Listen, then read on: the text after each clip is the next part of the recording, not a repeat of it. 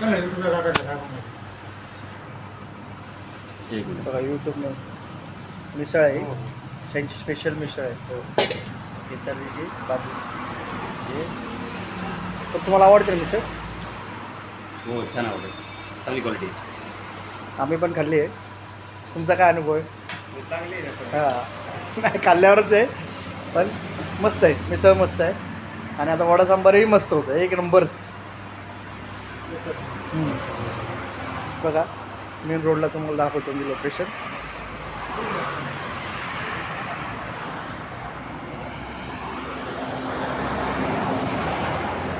Hotel Sairam, भेळ आणि मिसळ, चहावाले.